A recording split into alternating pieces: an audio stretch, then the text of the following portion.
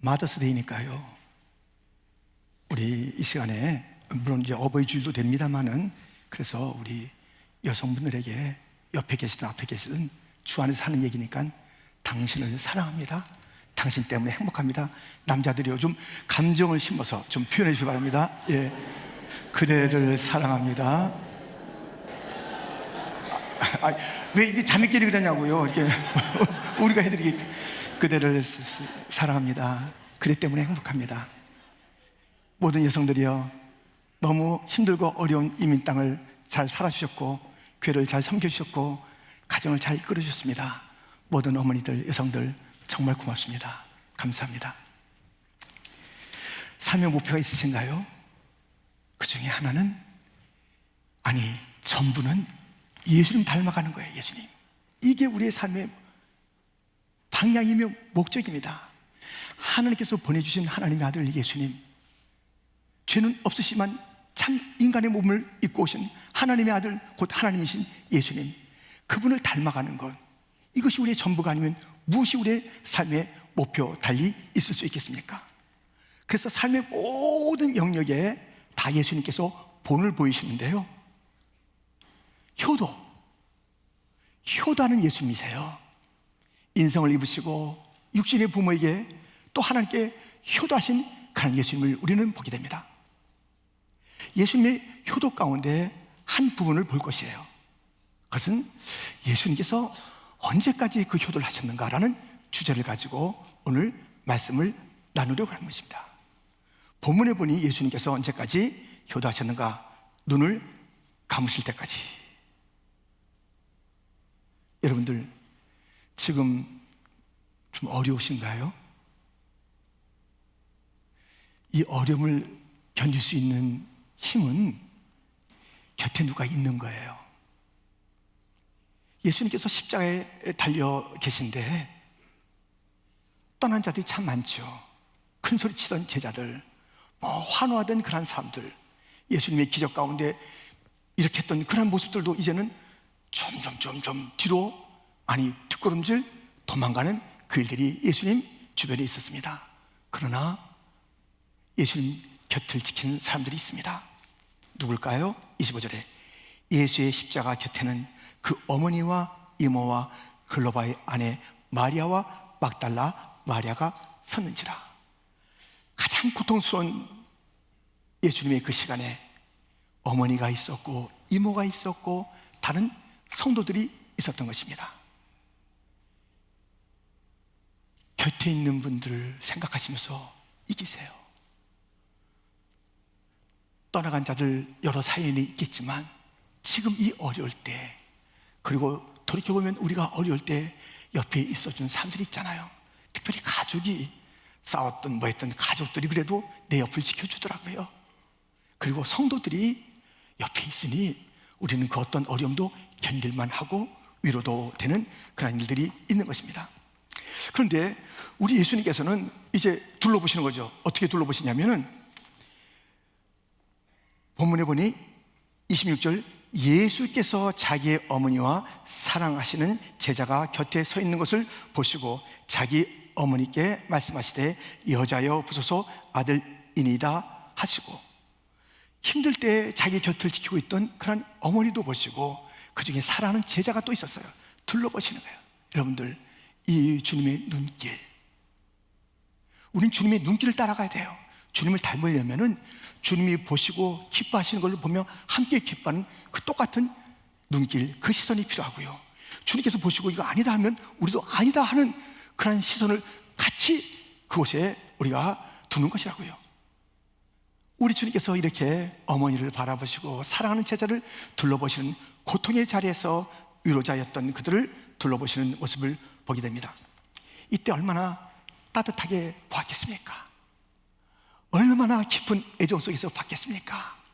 먼저 떠나야 되는 그런 인간적인 미안함이 있습니다마는 이 모든 일은 구속의 길이기에 먼저 가야 되는 그 상황, 그 속에서 남겨진 어머니를 바라보시면서 우리 예수님의 시선은 얼마나 애정이 깊이 잠겨있는 눈길이었을까요? 여러분들 둘러보세요. 아니 물리적으로 지금 안 계신, 하늘에 가 계신 분도 계시고 한국에 계신 분도 계시고 다른 하여튼 멀리 계신 분도 있고, 정말 아주 일부는 가까이 그 부모님이 계실 터인데 지금 부모님의 모습이 어떠신지 생각해 봐요. 믿음의 눈으로 봐요. 영적인 눈으로 한번 봐요. 천국에 계신 거 맞나요? 아니면 지금 한국에서 어떤 모습으로 우리 부모님이 나를 향하여 기도도 하시고 또 많은 생각을 품고 계실까? 가까이 계시다면 지금 어떤 모습인가?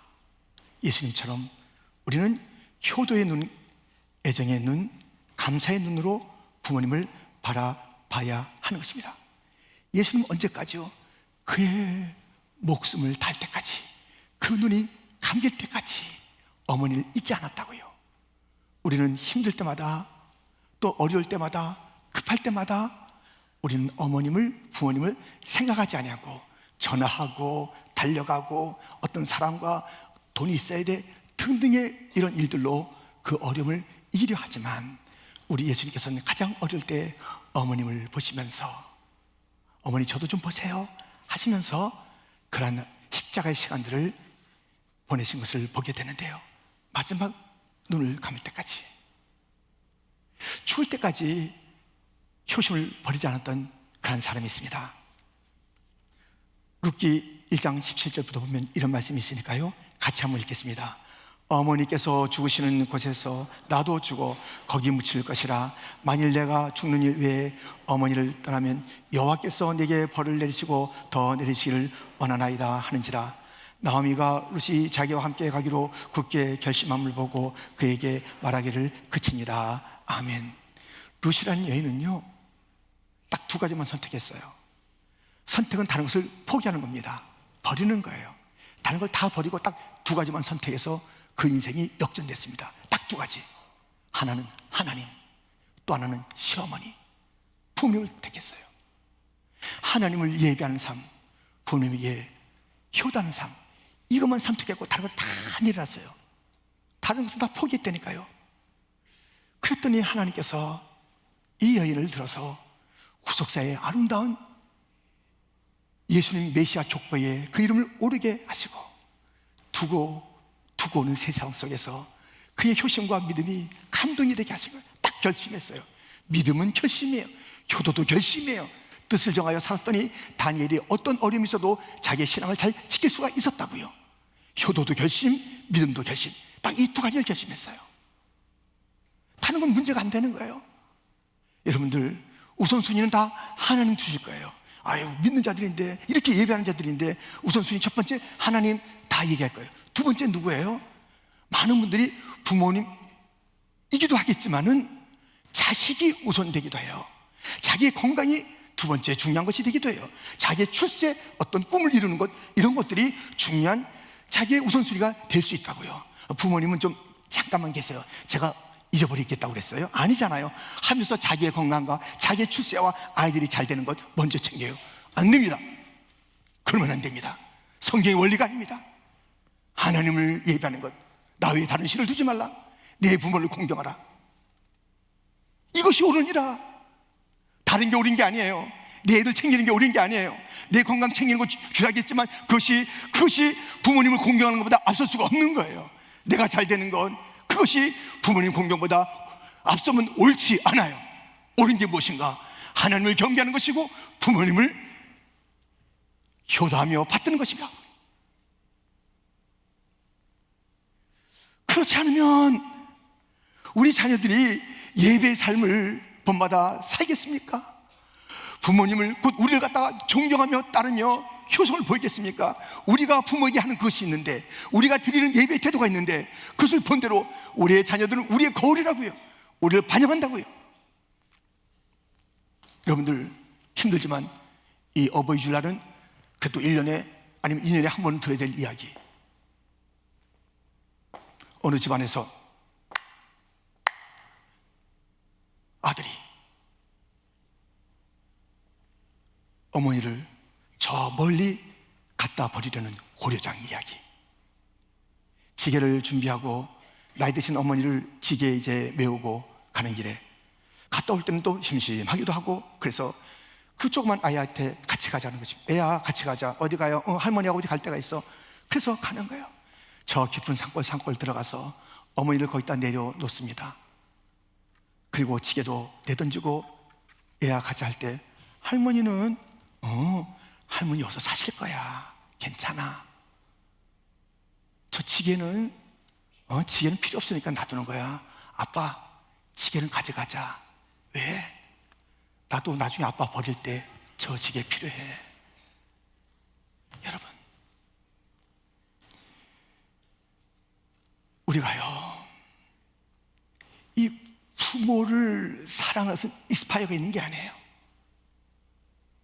오래전 이야기지만은 70살이 넘은 그 아들이 90살 넘은 노모를 목졸라 죽인 적이 있어요. 왜냐하면 이제 됐다, 어머니 힘들고 나도 힘들어, 나도 노인이야, 나도 노인, 힘들어, 이제 이렇게 하는 게 어머니가 더 좋아 하면서 목졸라 죽인 이야기가 있었습니다. 효도는요, 우리의 눈을 감을 때까지, 내가 먼저 감을 수가 있고 드문 일이지만 부모님이 먼저 감을 수가 있는데, 어찌됐든 효도는 끝이 없는 거예요. 그것이 효도이어야 하는 것입니다. 죽을 때까지, 눈이 감길 때까지 그 따뜻한 시각을 버리지 말고, 그 따뜻한 언어를 버리지 않고 부모님에게 효성을 다하는 것, 이것이 기독교가 가리키는 것이고, 무엇보다도 예수님께서 십자가에서 보여주신 효도인 것입니다. 예수님 어렸을 때도 순종하셨다고요. 이 마지막 정말 어려운 그 순간에도 어머님을 잃지 않고 따뜻하게 대했던 그 눈길과 마음과 언어를 보시라고요. 루스의 이야기를 보시라고요. 부모를 공경하는 자에게 주시는 하나님의 놀라운 다른 것을 너무너무 부어주시는 것이 하나님 섬기고 부모님 섬기는 그 일이에요. 여러분들 자녀 잘 키우려면 자녀에게 우선 두지 마시고 부모님에게 우선 두세요. 어른들은 또 이것이 필요합니다. 이거 오늘 좀 안 드려도 되는 말씀이지만 그래도 드리면요, 어른들은요 노인만 돼서는 안 됩니다. 어른이 되세요. 노인만 되면요 잔소리만 하시는 거예요. 자녀들 힘들게 하는 게 있어요. 똑같은 얘기 자꾸 반복하세요. 노인 되지 마세요. 어른 되세요. 물론 치밀한 여러 가지 상황이 있을 수 있겠지만 우리 나이가 들어감이 더 풍성해지고 부유해지고 이해가 깊어지고, 그래 이전에 이해 못했던 것까지 다 품어주시는 그런 일들이 있다면 얼마나 좋을까요? 가정에 노인으로 돼가는 것이 아니라 어른으로 돼가는 그런 분들이 있어야 되는 건 맞고요. 또 건강과 치매와 이런 것들이 있다면 우리 자녀들의 몫이잖아요. 그것도 다 품고 가야 될 그 일들이에요. 우리 효도는 끝까지, 언제까지? 목숨을 다할 때까지 부모를 효도, 공경해야 한다는 것이 예수님께서 우리에게 일러 주시는 것입니다. 눈이 감길 때까지 효도고요, 또 시간이 있습니다. 효도의 시간. 두 번째, 눈을 감은 후에도 효도하는 거예요. 눈을 감고 내가 먼저 가니까 빠이빠이 됐습니다, 나는 이제, 그게 아니라니까요. 눈을 감은 후에도 예수님의 효도는 이어졌습니다. 27절 말씀을 같이 읽겠습니다. 또 그 제자에게 이르시되 보라 내 어머니라 하신대 그때부터 그 제자가 자기 집에 모시니라. 아멘. 얼마나 떠난다고 이제 드시다 어머니 그동안 하면서 훌훌 떠난 것이 아니라 사람 제자에게 어머니를 의탁하면서 내 어머니다. 우리 예수님께서는 이제 그 가족의 시각을 새롭게 해주는 거예요. 하나님 나라로. 물리적인 어머니만 어머니가 아니요, 아버지가 아버지만이 아니요, 우리 모든 하나님 나라에서는 예수의 피로 하나 된 우리들, 예수 안에서 우리가 다 같은 가족이 돼서 모든 어른들을 아버지로, 모든 어른들을 어머니로 그렇게 하는데, 효도를 이어준 거예요. 효도를 가르쳐 준 거예요. 제자에게, 다음 세대에게 효도하라고 일러준 거예요.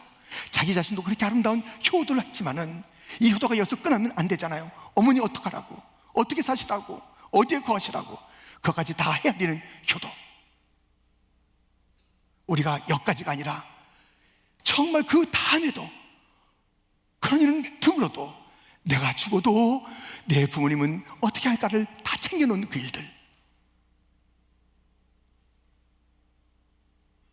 어찌든지 부모님에 대한 그런 사랑, 또 효도가 끊어지지 않고 우리 가정 다음 세대에, 그리고 우리 교회 다음 세대에 가르쳐야 될 그런 이야기.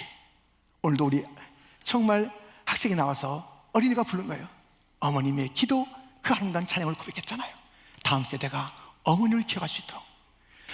가정의 달이 5월달인데요, 참 날짜를 그렇게 하나님께서 맞춰주신 거예요. 지난 5월 2일, 1일 날이에요. 무슨 일이 있었냐면 최성규 목사님이 하나님의 부르심 받았습니다.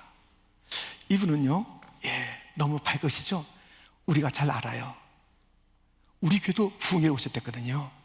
우리가 잘 알아요. 직접 만나본 적이 없으셔도 그분의 목회가 무엇인지 잘 모르시는가? 일러드릴게요. 그분의 단 하나의 단어가 있다면, 목회요, 삶의 단어가 있다면 효예요. 효. 기독교적인 효, 성경이 가르치는 효, 주님의 효가 무엇인지를 그는 몸소 실천했고 그것을 나누신 분이에요. 그가 5월 1일 날 가정의 달 딱 들어오면서 그렇게 하나님의 부심을 받았네요.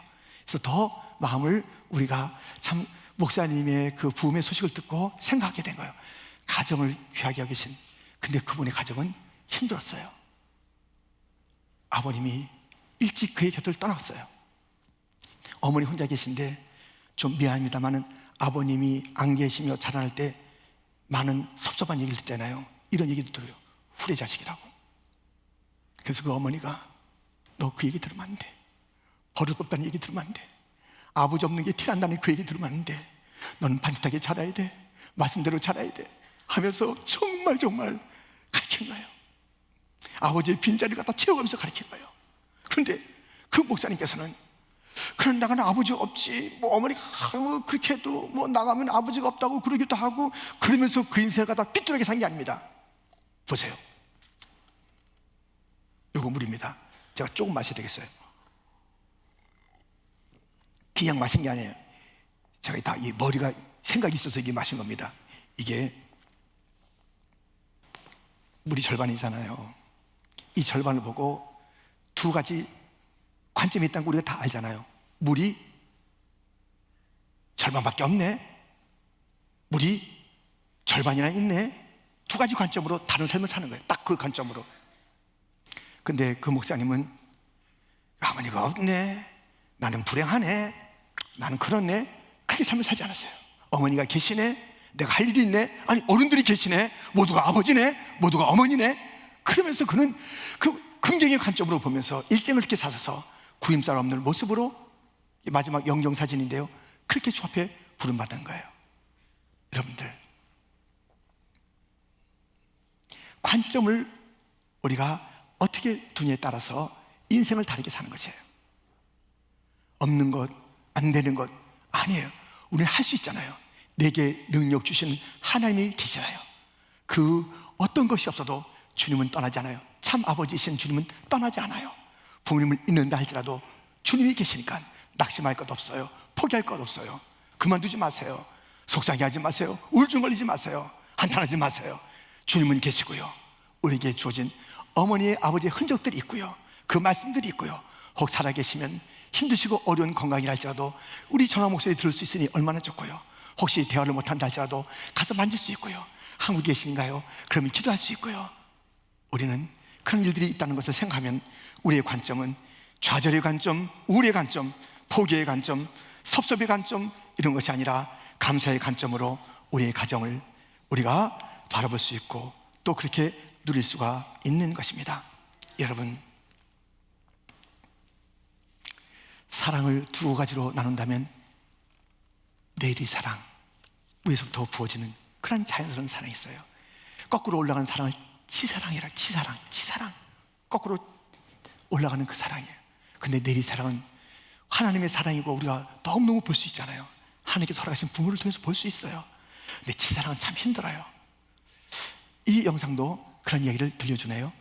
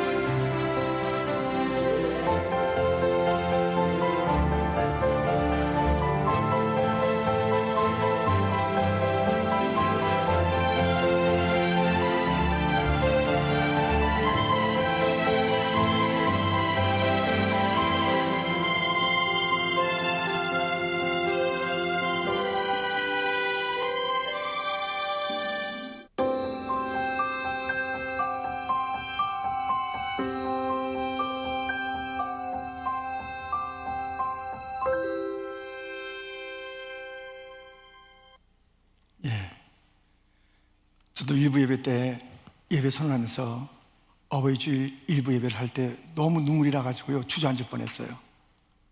아버지가 보고 싶고 어머니가 너무 보고 싶었어요. 그렇게 주름지기까지, 그렇게 등이 굳기까지 이 부족한 아들을 위해서, 또 우리 가정을 위해서 희생하시고 교회를 섬겼던 그분들이 너무 생각나고, 그런 분들을 허락해 주셔서 여기까지 오게 하신 하나님의 은혜가 너무 감격스러웠습니다. 그분들은 한 번도 우리에게 청구서를 보내지 않았어요. 청구서 받으신 분 계세요? 어머니한테? 예, 그래서 기저귀 갈아준 값 얼마, 밥 먹여준 값 얼마, 청구서 받으셨나요? 아니잖아요.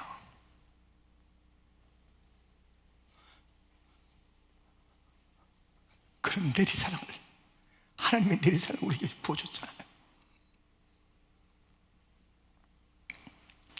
그러니까 이 부모님만이 하나님의 대리자 맞아요. 하나님의 사랑을 보여주는 분이에요. 그러니까 하나님의 권세를 가지고 이 땅에 존재하시는 분이에요. 나는 아닌데, 우리 아버지는 나 힘들게 했는데, 어머니 나, 여러분들 감사하세요.